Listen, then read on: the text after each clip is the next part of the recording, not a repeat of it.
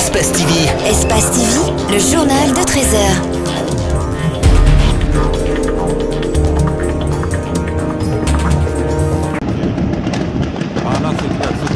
C'était il y a un an, le 5 septembre 2021. Le groupement des forces spéciales décide de conquérir le pouvoir. Un coup d'État, un dimanche matin, en plein cœur de Conakry.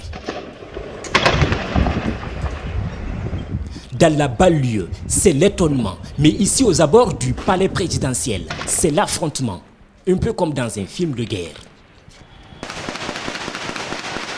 Les éléments des forces spéciales décidés à renverser le pouvoir et la garde présidentielle mal armée déterminée à le sauver.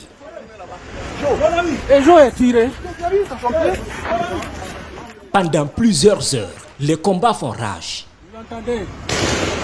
Vous entendez? Ici, le journaliste de la présidence tue ce film sous les balles. Je progresse et nos hommes fidèles, surtout les fidèles du président, sont là.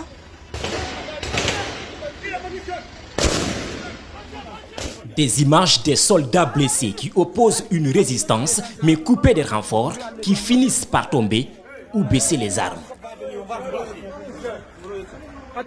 Au bout de quelques minutes, plus aucune résistance. Le colonel Mamadi Doumbouya entre dans le palais présidentiel et s'adresse à la nation.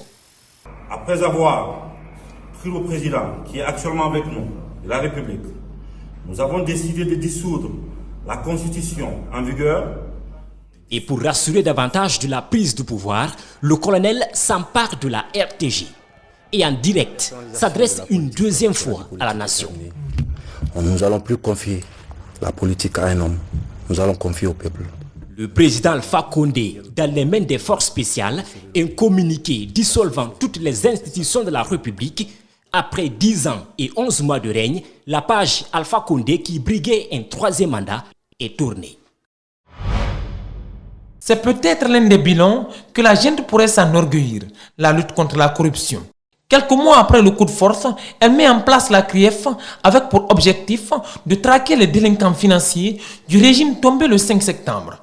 Mais pas que. Tous les ministres, les hauts cadres, chacun se méfie un peu par rapport à la chose publique.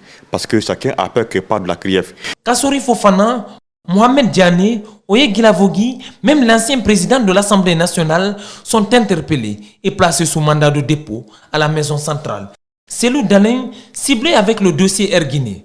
Un signal certes fort que la classe politique salue pour la moralisation de la gestion des biens publics, mais craignent des règlements de compte. La façon, n'est-ce pas, dont cette CRIEF est en train d'être instrumentalisée pour essayer d'éliminer certains leaders politiques, la façon dont la CRIEF est en train d'être instrumentalisée pour des règlements de compte, cela malheureusement va en défaveur de notre justice. Des mots dénoncés par certains acteurs politiques et de la société civile. Les personnalités qui ont été inculpées, ils n'ont pas été inculpées en tant que leaders politiques, ils ont été inculpés en tant qu'anciens gestionnaires, soit entre ancien ministre ou ancien premier ministre. Et vous ne pouvez pas donc demander de lutter contre la pollution sans les toucher. Et vous les touchez, alors ils font brander leur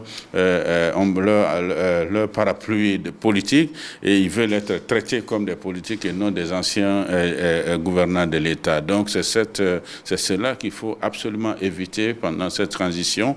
Pourtant, au sein de l'administration, personne n'a déclaré ses biens. Des médias dénoncent comme d'habitude des cas de détournement, comme à l'OGP. Mais silence, le CNRD travaille. Un paradoxe, cela voudrait tout simplement dire qu'il voudrait, n'est-ce pas, en faire justice, lui, en n'étant pas justiciable. Le principe élémentaire, effectivement, d'un bon gouvernant, c'est de déclarer ses biens. Et si ceci n'est pas fait, cela ne veut pas dire qu'il ne lutte pas contre la corruption. Mais il faut bien voir les actions qui sont posées pour lutter contre la corruption. La CRIEF, un couteau à double tranchant, adulé quand elle nous sert, blâmé quand elle nous vise. Malgré tout, ces différents acteurs militent pour sa continuité, même après la transition. La jeunesse de Somaya réunie auprès des autorités communales d'Ekoya reconnaît avoir bénéficié des premières actions du CNRD liées notamment au rajeunissement de l'administration. Un match de football est organisé en guise de reconnaissance. Le rajeunissement et la féminisation de l'administration en confiant des postes de décision et de responsabilité à la jeunesse longtemps désespérée qui, aujourd'hui, avec l'avènement du CNRD au pouvoir, est une renaissance pour elle. Parmi la couche juvénile d'Ekoya, bénéficiaire de ses premières actions, figure Ousmane Silla, directeur préfectoral de l'urbanisme, de l'habitat et de l'aménagement du territoire. La couche juvénile aujourd'hui est très convaincue de ce CNRD.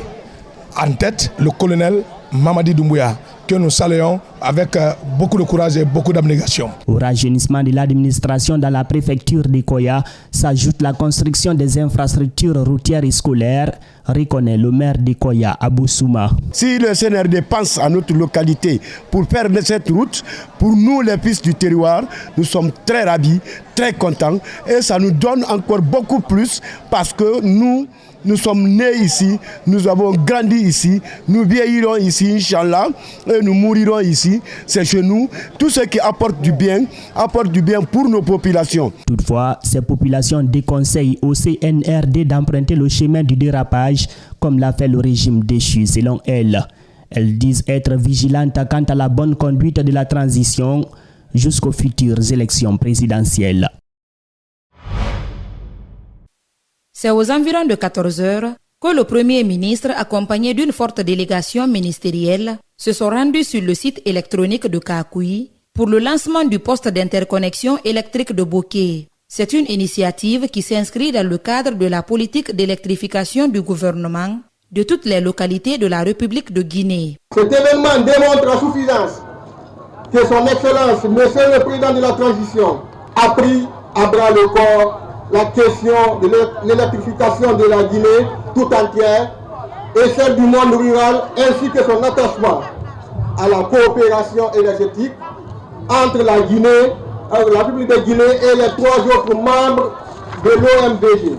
D'après le ministre de l'Énergie et des Hydrocarbures, cet ouvrage énergétique permettra à la ville de Boké et les agglomérations de Kolaboui, Kamsar et Sangaredi désormais d'accéder à l'énergie électrique produite par le complexe Kaleta Swapiti. De quoi réjouir le maire de la commune urbaine de Boké. En ma qualité de maire de la ville de Boké, vous traduis toute la joie et satisfaction devant la population de Boké de la réalisation de ce gigantesque ouvrage qui alimentera la ville de Boké et ses environs en courant électrique. Selon le Premier ministre, ce poste électrique contribue à un impact positif régional du point de vue de l'échange d'électricité entre les États membres de l'OMVG, mais aussi au renforcement des relations séculaires, d'intégration et de solidarité entre les pays frères. C'est pourquoi il a invité la population de Boké à la bienveillance. J'instruis au ministre de l'Énergie et de l'Hydraulique de mettre tout en œuvre pour que les populations de Kolaboui, Tamsa et Sangaredi puissent très rapidement accéder à l'électricité de qualité. Je vous invite à protéger les installations du poste. Ce bien est un bien public. J'en appelle à votre sens de responsabilité et vous exhorte à vous acquitter du paiement des factures que vous consommerez. J'entame cette saison avec vraiment l'esprit d'ouverture, le pardon et surtout aller dans le sens vraiment à informer les téléspectateurs et les auditeurs et donner de la bonne information et surtout rester du côté des plus faibles. C'est ça l'ADN d'Espace. Nous l'entamons avec beaucoup de courage et beaucoup de confiance parce que le repos nous a permis d'analyser ce qui s'est passé au cours de la saison 15 et nous avons de bons projets pour nos téléspectateurs.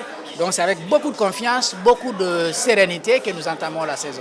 On a une mission de service public, donc c'est une saison comme les autres, mais sauf que cette fois-ci, il y a eu beaucoup de réformes qui ont été opérées dans l'émission, donc le public va découvrir cela au fil des semaines. Et donc c'est une joie de retrouver toute l'équipe, puisque Espace, on a quand même quelque chose en commun, c'est qu'on est aujourd'hui une famille. Et quand on se quitte, on a cette envie de se retrouver. Confiant mais conscient des challenges. Voilà. Cette journée est célébrée tous les 27 août à travers le monde. En Guinée, elle a été célébrée en différé. Un carnaval, puis des combats opposant dans un premier temps les anciens boxeurs, puis certains clubs. Ensuite, c'est le ministre des Sports qui est monté sur le ring. Cette journée est une opportunité pour faire la promotion de la boxe. L'objectif de cet événement d'abord, c'est de mettre la visibilité sur notre fédération internationale qui est l'IBA et savoir que cette fédération